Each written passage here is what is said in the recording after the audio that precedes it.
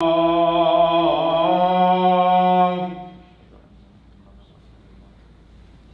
على الصلاة حي على الصلاة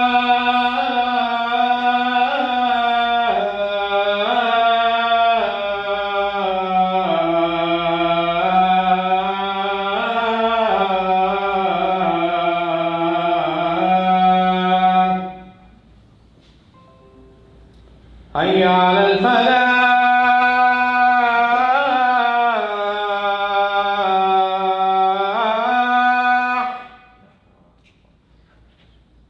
حي على الفلاح.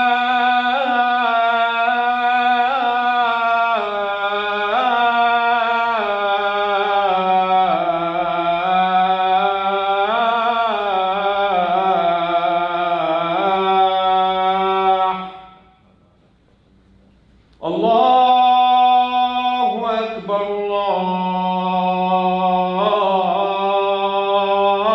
الله أكبر لا إله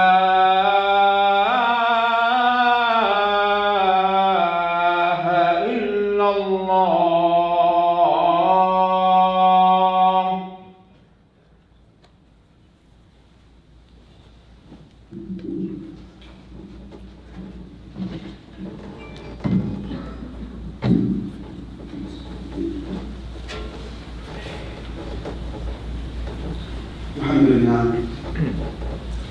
الحمد لله مستوجب الحمد برزقه المبسوط كاشف الضر بعد القنوط الذي خلق الخلق وبث الرزق وأفاض على العالمين أصناف الأموال وابتلاهم فيها بتقليب الأحوال كل ذلك ليبلوهم أيهم أحسن عملا وينظر أيهم آثر الدنيا على الآخرة بدلا.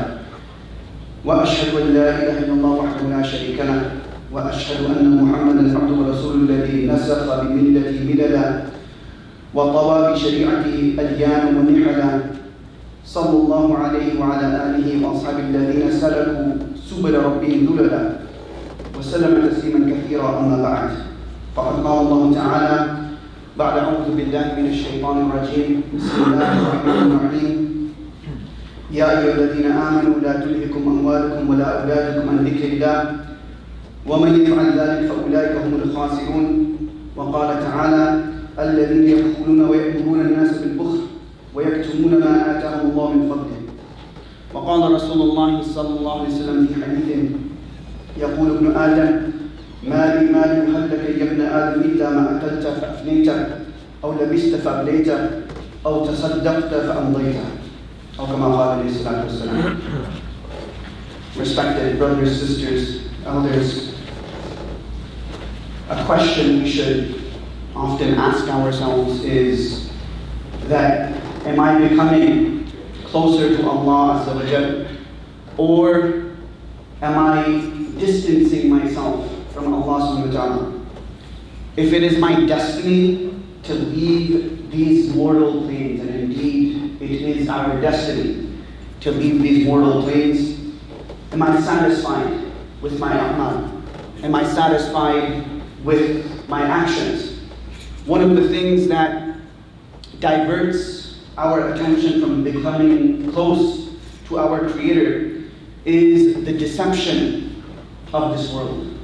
This is one of the things that distances us from our Allah Azza wa Jalla. Why? Because we're social beings.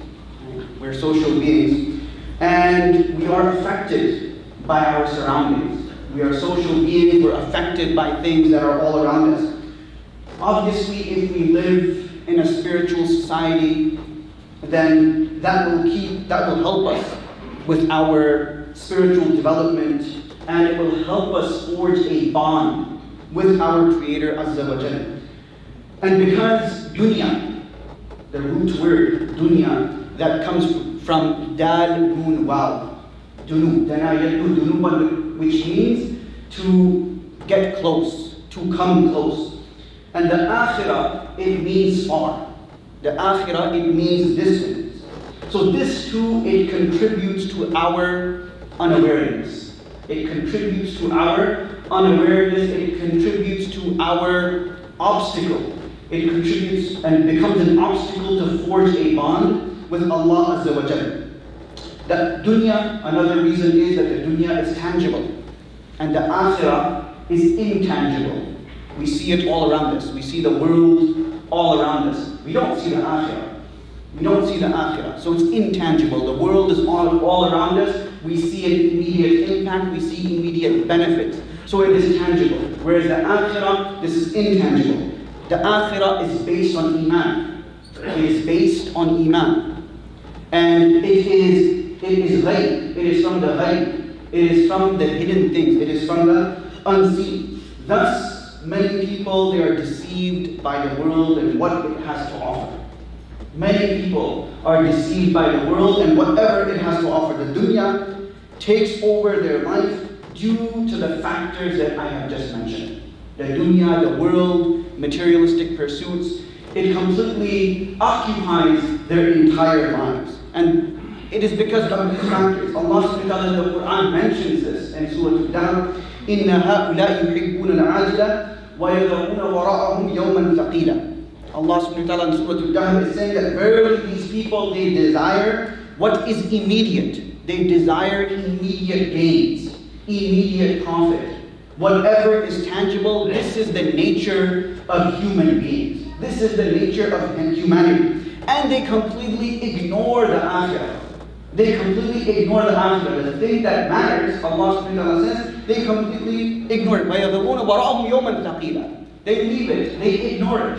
Although that is a heavy day. The akhirah is a heavy day. To stand before Allah Azza wa Jal, this is going to be a difficult time for each and every single being. Even the prophets, although they have the closest proximity to Allah Azza wa Jal. People, they go through life without realizing what their purpose is in this world. We know, as Muslims, we can answer the fundamental question that philosophers have been asking for centuries. That what is our purpose in life? As Muslims, we know what our purpose is. You and I, we know because our guidance is the Quran.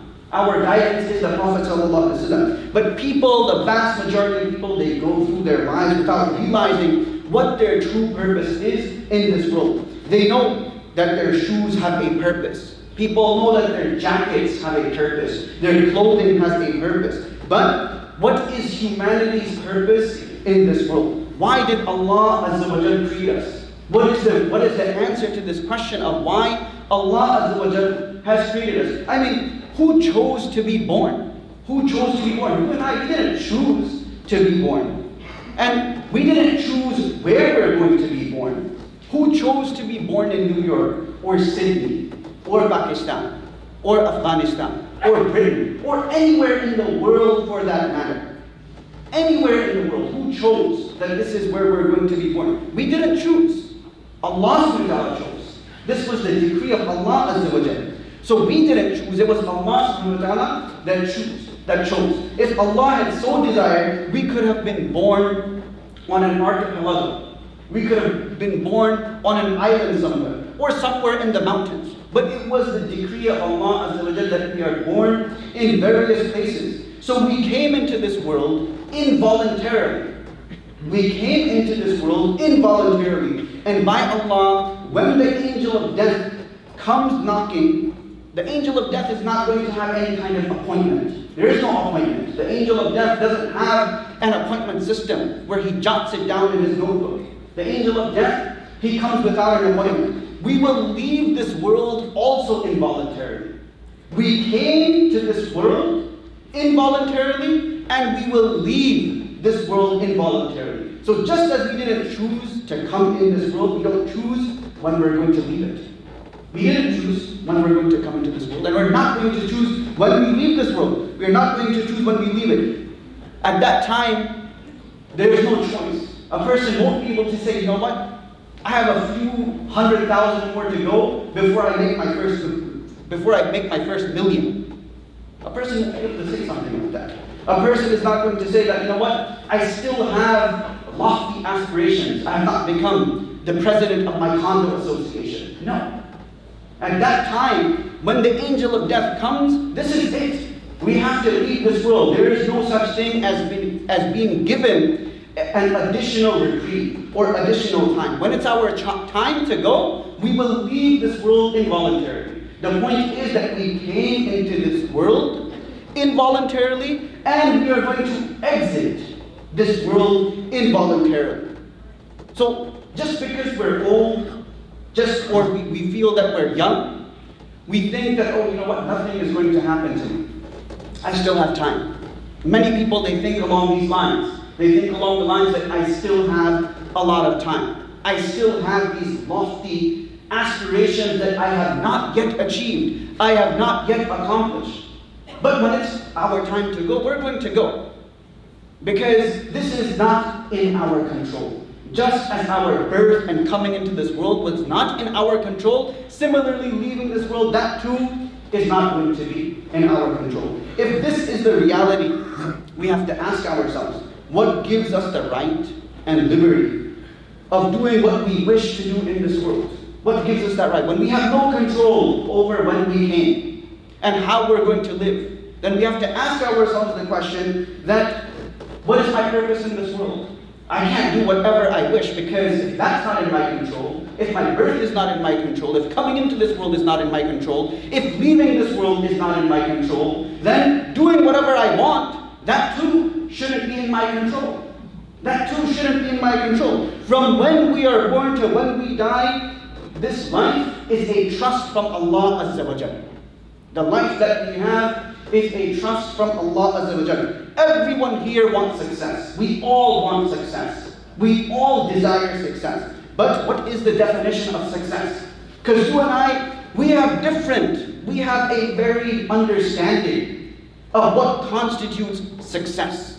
My definition of success, your definition of success, this is going to vary. It is going to be as different as the heavens and the earth. So then we need a common ground. We need a common ground. That common ground is the Quran. This is a standard that you and I agree upon. We agree upon that the Quran is the ultimate standard of defining what success is.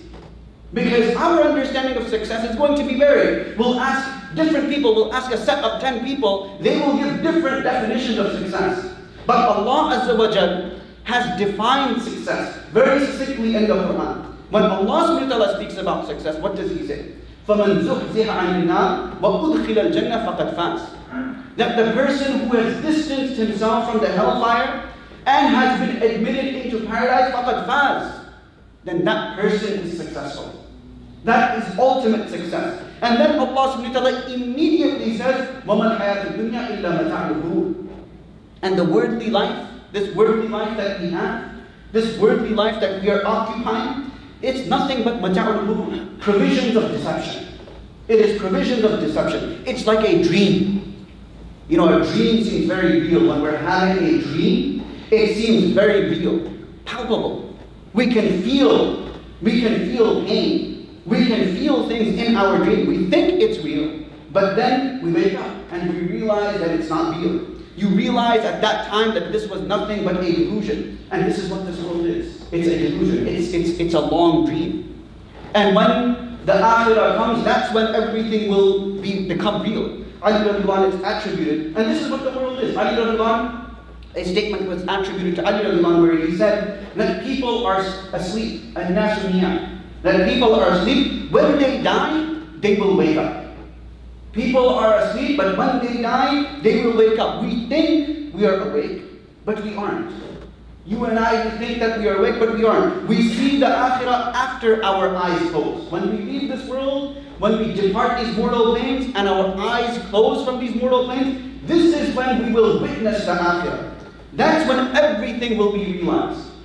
But at that time, it's going to be too late to do anymore. So the akhirah is when each and every single person will wake up. This was the statement of Ali radiallahu anhu. فَإِنَّ الدُّنْيَا, the Prophet ﷺ said, فَإِنَّ الدُّنْيَا خُلِقَتْ لَكُمْ وَأَنْتُمْ خُلِقْتُمْ لِلْآخِرَةِ. That yes, the world, it's been created for you to derive benefit from it, to live in it, but not to occupy you from Allah Azza wa Jalla. وَأَنْتُمْ خُلِقْتُمْ لِلْآخِرَةِ. You have been created for the akhirah. The Prophet ﷺ said that you have been created for the akhirah. Yes, the dunya, Allah subhanahu wa ta'ala, the world, Allah subhanahu wa ta'ala has created for you, so that you can derive benefit, you can live in this world. But the reality is that Allah subhanahu wa ta'ala has created each and every single one of us for the akhirah. Because this is the everlasting life, as Allah subhanahu wa ta'ala has mentioned so many times in the Quran. Allah subhanahu wa ta'ala says in the Quran, لَا تَنْسَى نَصِيبَكَ مِنَ الدُّنْيَا. Allah subhanahu wa ta'ala mentions this in the Quran. Imam Qurtubi, one of the great jurists of Cordoba, Spain. This was during the medieval times in Spain, present-day Spain. So he says about nasib. He talks about nasib. لا تنسى نصيبك من الدنيا, that don't forget your portion. لا تنسى نصيبك من الدنيا, that don't forget your portion from this world. That he said that portion is the kafan. Imam Qurtubi rahmatullahi alayhi, he says that portion, this is the kafan. This is what we're going to take with us. We're going to take with us our shroud. And that is the only thing that is going to come with us into that grave. Into the depths of that grave, the only thing that is going to come with us is our kafan. We're going to leave everything else behind. Nothing is going to come with us. Our house is not going to come with us. Our car is not going to come with us. Our wealth is not going to come with us. The only thing that is going to come with us is our kafan. What we are going to be buried in. So this is the definition of Imam Qurtubi rahmatullah. لا تنسى نصيبك من الدنيا. That don't forget your portion from this world. Don't forget your portion. And that portion is the kafan. The example of this dunya, this is a brilliant example given by Imam Ghazali rahmatullah. This man, everybody knows Imam Ghazali as some kind of ultra Sufi. Before he became a Sufi, he was an academic, bar none. He was an academic, bar none. He was a professor in the Nizamiya College in Baghdad. Great scholar. He was one of the premier jurists of the Shafi madhab. People know him as the author of Ihya Ulumuddin. But prior to him having this renaissance in his life, he was a master jurist. He was a professor in one of the top colleges of Baghdad in his time. One of the top Nizamiya. It was called the Nizamiya College. But he had a renaissance in his life. And he wrote Ihya Ulumuddin. He felt that jurisprudence is something that I can't completely occupy myself, because it diverts me from Allah Azza wa Jalla. So he wrote his Ihya Ulumuddin. So he says, when explaining the dunya, when explaining the world, that man, it's an allegorical example. So he says that a person is walking through the jungle. A person is walking through the jungle. He looks behind, he hears some noise, he looks behind, and lo and behold, there's a lion. That lion starts chasing him. He goes, keeps running, comes to a well, and he jumps into this well to save himself from the lion. Doesn't think. While falling, he sees a rope, and he grabs onto this rope. Then he feels that he's saved. He looks down, and there's a serpent there. He looks down, and we can't safely go down because he sees that there's a serpent. He looks up, the lion is prowling. He's looking for his meal. The serpent is down, and it's the nature of venomous things to just bite. So he looks down, and he sees the serpent, and his only support now is this rope.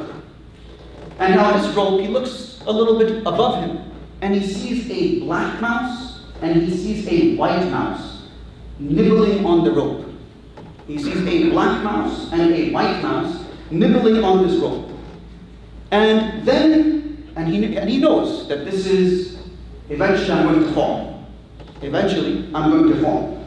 Then in front of him he sees a honeycomb. He sees a honeycomb in front of him. And when he notices the honeycomb, instinctively, he takes his finger and he pushes it inside the honeycomb. And he takes out some honey and he tastes it. He puts it in his mouth. And for that moment, for that briefest of moments, he forgets all of his troubles. He forgets that the lion is prowling at the brink of the well. He forgets the serpent on the ground. He forgets the black mouse and the white mouse nibbling on that rope, ultimately he's going to fall. He forgets all of that for the briefest of moments. Imam al-Ghazali, then what does he do? He explains this example. He says that the lion is death. The lion is death. It's always chasing us. It's always behind us. The serpent is the grave. That each and every single one of us, we are going to fall into our graves. We will go there. The rope is the life. The rope is the life that Allah subhanahu wa ta'ala has decreed for each and every single one of us. The black and white mouse, the black mouse and the white mouse, this is night and day, eating away at our life. The black mouse and the white mouse, they signify the night and day. And it's constantly nibbling away at our life. And the honey, this is the dunya. This is the world. This was the example given by Imam Ghazali. Brilliant example. So man tastes the sweetness of the world and forgets death. Man tastes the sweetness of the world, forgets death completely. Forgets death and forgets that we're going to stand in front of our Creator. We're going to stand in front of Allah subhanahu wa ta'ala. Because we've become very superficial people. We only look at immediate gains and we don't think long term. We look at immediate gains and we don't think long term. Even our interactions with others, it's based on what the person can do for me. This is what our interactions are based on material, not character, based on perhaps the car he drives or where that person is living or how good a person looks. These are our interactions with one another. We are ready to suck up to people based on the types of cars a person drives. Essentially, that car is a piece of metal. Or based on where a person lives. Or based on what that person can do for me. This is how far Muslims have fallen. There was a time when people judged on character. This was far more important for every single person, that people judged based on character. If Abu Bakr radiallahu, if he judged Bilal radiallahu on the color of his skin or status in society, he would have never freed him. If Abu Bakr radiallahu judged Bilal based on the color of his skin, based on his status in society, he would have never freed him. He judged Bilal radiallahu on his taqwa and his khayr, his virtue. This is what Abu Bakr radiallahu judged Bilal radiallahu. Abu Bakr goes to Umayyah. Anyone really knows this story. He goes to Umayyah. How much will you take? How much will you give him? Sell him to me. Sell Bilal radiallahu to him. He said, well, he's lost the plot. He's lost the plot. I can let him go for 10 dinars, 10 gold coins. Abu Bakr, without a moment's hesitation, he goes, he brings that 10 dinar, completes the purchase. Umayyah laughs. Right? After the transaction is completed, Umayyah bin Khalaf, he laughs. And he said that, if you had haggled with me, we have a habit when we go to Muslim countries, we haggle. So Umayyah bin Khalaf, he says that if you haggled with me, I would have given him to you for 1 gold coin. Abu Bakr radiallahu anhu he said, Wallahi, if you had said 100 dinars, I would have given that to you as well. If you had said 100 dinars, I would have given that to you. So who got the better of this deal? It was Abu Bakr radiallahu anhu who got the better of this deal. He saw past the color, the looks, the status, and he saw nothing but virtue and character. Bilal radiallahu anhu was a slave. He didn't have any status in society, but he rose to the extent that Abu Bakr radiallahu anhu in his caliphate, he would say, Sayyiduna Bilal. Umar radiallahu anhu in his caliphate, he would say, Sayyiduna Bilal. That my master, Bilal radiallahu anhu. It was Umar radiallahu anhu that sent Bilal radiallahu anhu to take the turban from Khalid bin Walid in a symbolic gesture. Umar radiallahu anhu demoted Khalid bin Walid. Who was Khalid bin Walid? He was the son of the chief of Makkah, Walid bin Mughira. He was one of the chiefs of Makkah. It was him and Abu Talib. He was one of the sons of the chief. And he was known as Sayfullah, the sword of Allah Azza wa Jal. When Umar demoted Khalid bin Walid, he sent Bilal to remove his turban as a symbolic gesture. This was the status of Bilal. We judge people based on clothing, based on the labels that they have on, or just labels in general. Just labels in general. If this is our standard, let me tell you that the Prophet ﷺ left this world where his clothing had patches. His clothing had patches. Abu Bakr radiallahu anh left this world with 14 patches on his clothing. Umar bin Abdul Aziz, rahimahullah, he passed away in a state where he only had one pair of clothes. He only had one pair of clothes. When someone came for his riyada, that person tells the wife of Umar bin Abdul Aziz, that, can you change his clothing? He's leaving this world, can you change it to something better? She stayed quiet. He asked an additional 2 times, can you change his clothing? And she said, Wallahi, this is all that he has. He has one pair of clothes. This is a man who ruled from the Caucasus to the depths of Africa. And he's dying, he's leaving this world in one pair of, because these people, they had something grand in mind. They had something greater in their mind. Their focus was something entirely different. History remembers these people not because of what they ruled or who they ruled or what they had. History remembers these people because of the khair and the goodness that they left behind. If we want history to remember us, then we have to leave khair and goodness behind. We should not forget that you and I, we're not here to stay forever. We're not here in this world to stay forever. These blessings that Allah subhanahu wa ta'ala has bestowed upon you and me, this should not make us forgetful. There's hadith in Bukhari where the Prophet ﷺ, he recounts 3 individuals from Banu Israel: a leper, a bald person, and a blind man. And these 3 are tested by angels. These 3 are tested by an angel. Allah subhanahu wa ta'ala sends an angel to them. So the angel asked them that, what do you desire most? So the leper desired good skin tone, and the wealth that he desired most was camels. So the angel made dua, and this was granted to him. The bald person, he desired hair, and he desired cattle. This was given to him. The blind man, he desired eyesight, and he desired goats as well. This was given to him. So his eyesight was restored. Now Allah subhanahu wa ta'ala sends another angel in the form and the guise of a pauper.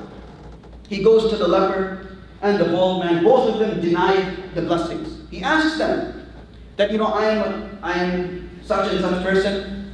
I don't have anything except Allah subhanahu wa ta'ala and whatever you give me. So both these people, what do? They say, Al-Huquq kathira. Al-Huquq kathira. I have aspirations, lofty aspirations. I have to buy that iPhone, the latest iPhone. I have to buy the latest car. I have to buy the things that distract me from this world. So I have so many mouths to feed.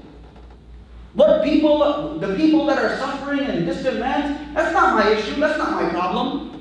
My problem is whatever is in front of me. Al-Huquq kathira. I have these lofty aspirations.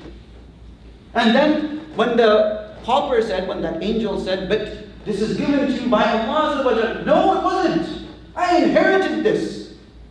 This was through my own wisdom. This was through my own abilities. It was my intellect. It was my intellect. It was my own abilities that gave me this wealth. He did not attribute it to Allah subhanahu wa ta'ala. The poet says, Kam hasarati butunil maqabir. That how many aspirations do the inhabitants of the grave have? People are buried in graveyards. How many aspirations were they buried with? How many lofty goals, uncompleted, they were buried with? So this is what it is, that we should not let this world distract us. Don't allow the world and its material to deceive us. There's a narration of Aisha radiallahu anha that a beggar came and the beggar asked for food. So Aisha radiallahu anha, she said that I have nothing. She was leaving it for the Prophet sallallahu alaihi wasallam. The Prophet ﷺ came and the Prophet of Allah asked, Ya Aisha, what happened today? Oh Ya Rasulullah, such and such beggar came, but I only had enough for you. I only had enough for you. The Prophet ﷺ said, "O Aisha, what you would have given would have been left with Allah subhanahu wa ta'ala. If you had given that which you had, this would have been better because that would have been left. That would have been left with Allah subhanahu wa ta'ala. You would have received the rewards for that. You would have received the rewards for that." So this statement of the Prophet ﷺ, this had a profound impact on the lifestyle of Aisha radiallahu anha.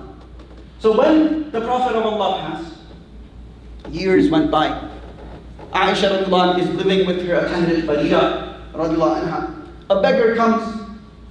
Barira opens the door.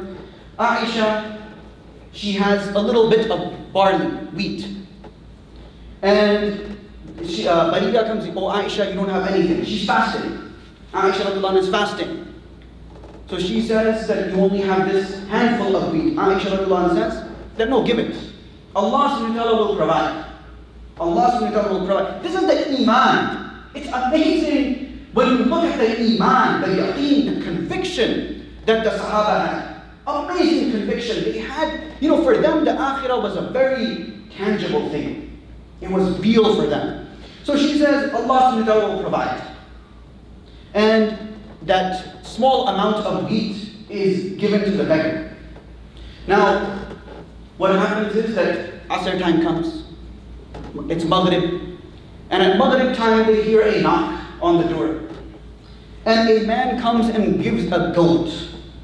A man comes and gives a goat. And then Aisha radiallahu anha says that, "Isn't this better?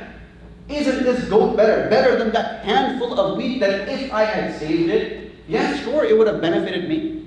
But this goat, this is far better. Allah subhanahu wa ta'ala gives, this is ni'mal badal. This is ni'mal badal. This is the substitute of Allah subhanahu wa ta'ala. That when we give and we look at the Akhirah, when our focus is on the Akhirah, Allah subhanahu wa ta'ala will give us in this world."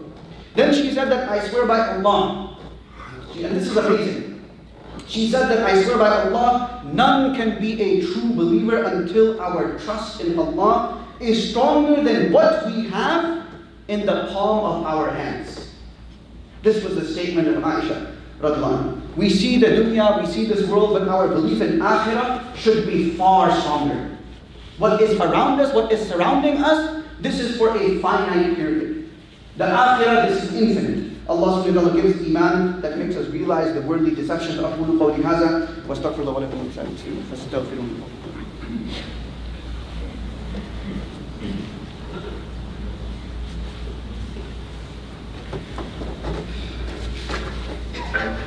إن الحمد لله نحمده ونستعينه ونستهديه ونشكره ونعوذ بالله من شرور أنفسنا ومن سيئات أعمالنا. من يهد الله فلا مضل له ومن يضلل فلا هادي له. والصلاة والسلام على سيدنا محمد بن عبد الله وعلى آله وصحبه والاه. أما بعد، عباد الله، فإني أوصيكم ونفسي بتقوى الله العلي العظيم القائل في محكم كتابه: يا أيها الذين آمنوا قوا أنفسكم وأهليكم نارا وقودها الناس والحجارة عليها ملائكة غلاظ شداد لا يعصون الله ما أمرهم ويفعلون ما يؤمرون واعلموا أن الله أمركم بأمر عظيم أمركم بالصلاة والسلام على النبي الكريم فقال: إن الله وملائكته يصلون على النبي يا أيها الذين آمنوا صلوا عليه وسلموا تسليما.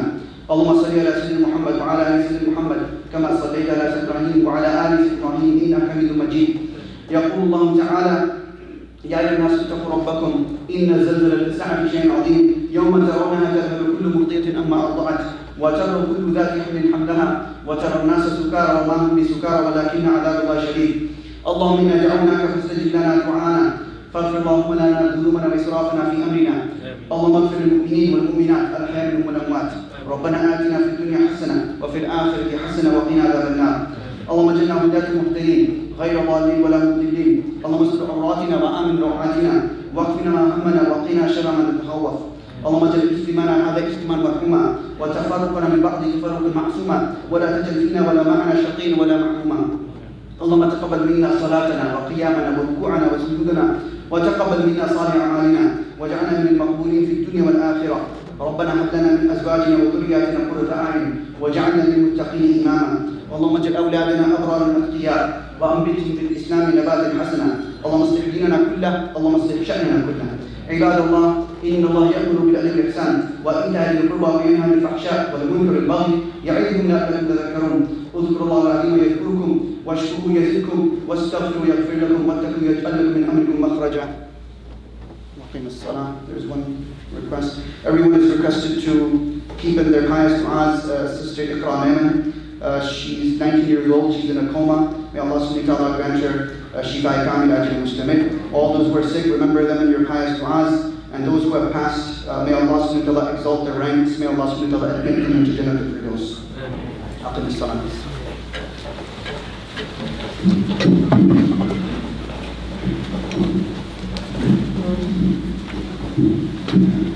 الله أكبر الله أكبر أشهد أن لا إله إلا الله أشهد أن محمدا رسول الله حي على الصلاة حي على الفلاح قد قامت الصلاة قد قامت الصلاة الله أكبر لا إله إلا الله.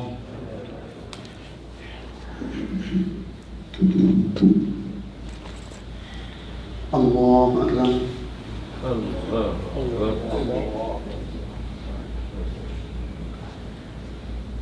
الحمد لله رب العالمين الرحمن الرحيم مالك يوم الدين إياك نعبد وإياك نستعين اهدنا الصراط المستقيم صراط الذين أنعمت عليهم غير المغضوب عليهم ولا الضالين.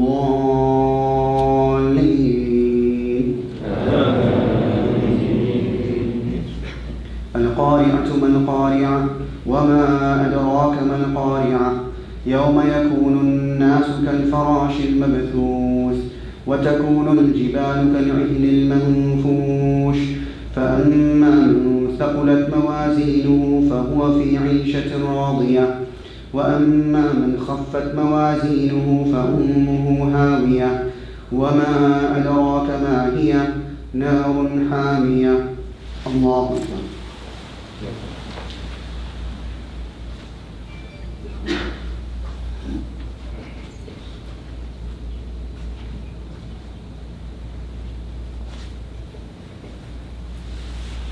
سمع الله لمن حمده. الله أكبر.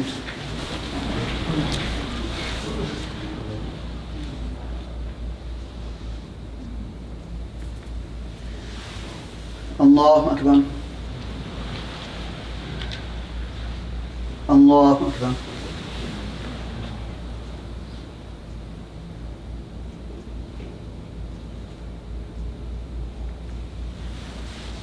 الله أكبر.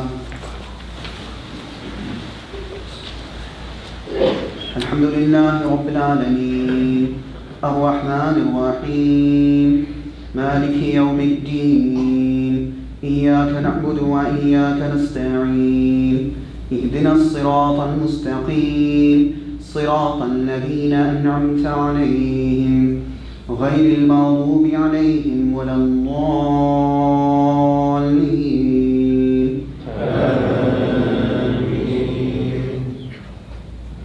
ويل لكل همزة لمزة الذي جمع ماله وعدده يحسب أن ماله أخلده كلا لينبذن في الحطمة وما أدراك ما الحطمة نار الله الموقدة التي تطلع على الأفئدة إنها عليهم مؤصدة في عمد ممددة. الله أكبر.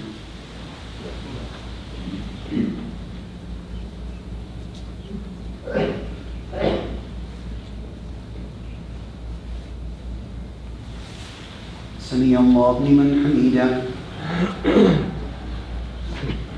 الله أكبر.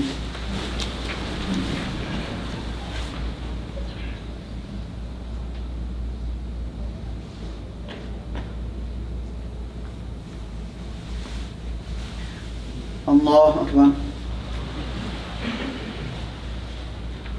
الله أكبر.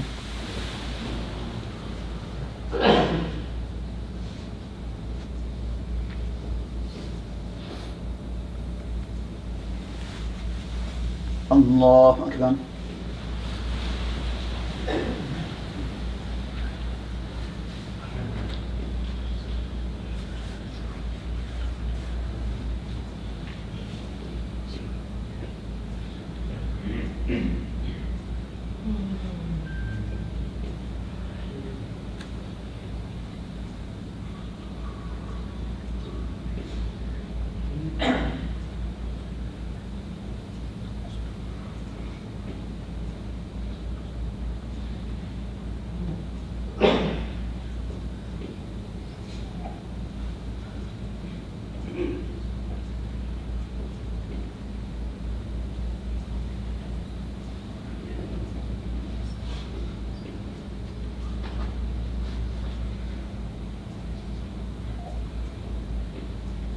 السلام عليكم ورحمة الله.